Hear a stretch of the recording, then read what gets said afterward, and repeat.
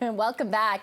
The Leafs will try to go up 2 games against the Tampa Bay Lightning in their best-of-7 series tonight. So for a preview of the game, we're joined by TSN Bardown's Luca Celebre. Luca, thanks for joining us this afternoon. You know, I don't think almost anything went wrong for the Leafs in that first game on Monday night. It was almost a perfect game for the team. They want to keep that going. Of course, the Lightning want to stop it.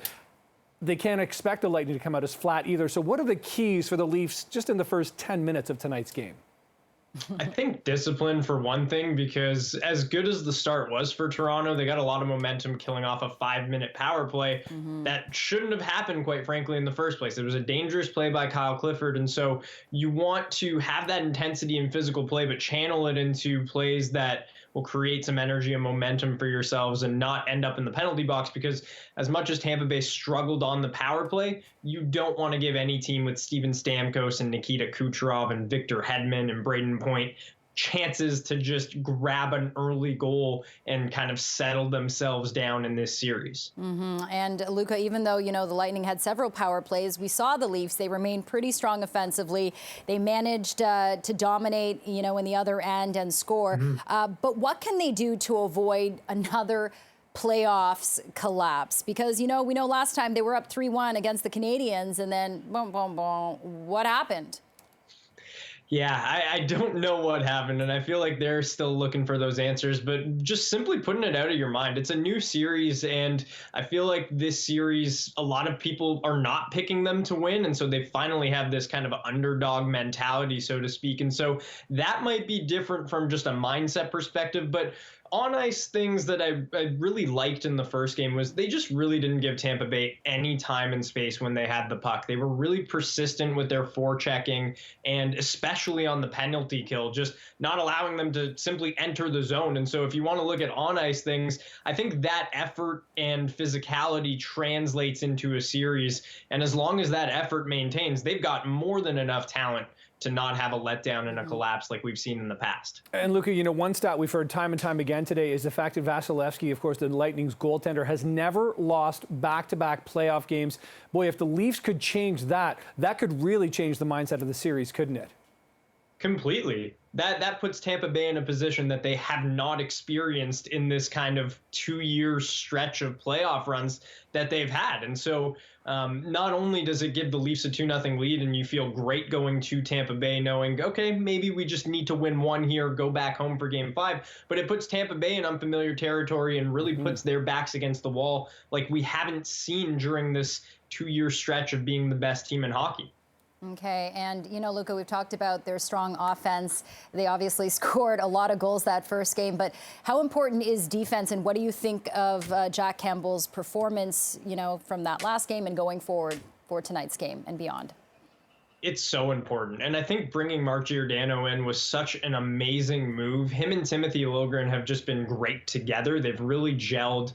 And it's nice to see Liljegren just kind of come into his own before our very eyes in the playoffs. And I know Rasmus Sandin will get his opportunity at some point, but if you're a Leafs fan, you got to be encouraged by the development of those two. But a guy like Lyubushkin, just his ability to clear out the front of the net, it really seemed like Jack Campbell had a great game, and in part because that communication with his defenseman was really solid and strong. They didn't really get a lot of second chance opportunities on rebounds. It seemed like he didn't have to look a lot of times underneath pads or sticks to find the puck. Everything was really easy for him. And Jack Campbell, when he is looking like that, like he did against Montreal in the postseason last year, he's fantastic. He can absolutely bring this team to where they want to go. And like he looked in the beginning of this season as well. I mean, he was a Vezina candidate the first half of the season, no doubt about that, Luca. Let's look on the offensive side, though, because, of course, Bunting's back tonight. He had sort of a surprisingly fantastic season. How crucial is that? How big is that for the team going into Game 2? I think it's huge, especially because you can use Alex Kerfoot in so many different ways. And I think if you're talking about kind of MVPs from Game 1, Kerfoot's got to be in that conversation. It's not easy to just step up and play on that first line, but his ability to penalty kill, his forechecking, he was just on guys all game long and not giving them time and space. He's such a smart player, and getting him in that Kadri trade, I feel like maybe some Leafs fans were disappointed because of the offensive production, but he had a great offensive season. And so putting him on the second line now and Bunting back with Matthews and Marner just allows that chemistry to continue, but Kerfoot can be used in a different way and a much more valuable way, because you are getting, like you said, Bunting back, who scored a ton of goals and really shocked some people. He doesn't score a ton of goals at home, which is really surprising. So maybe he's just saving them all for the playoff home. Even for the road game. Yeah, and Luca, you even heard Sheldon Keefe say that he predicted this series would, I think his words were, borderline violent. We certainly saw that big fight break out, and some players are now out of the game. Am I correct?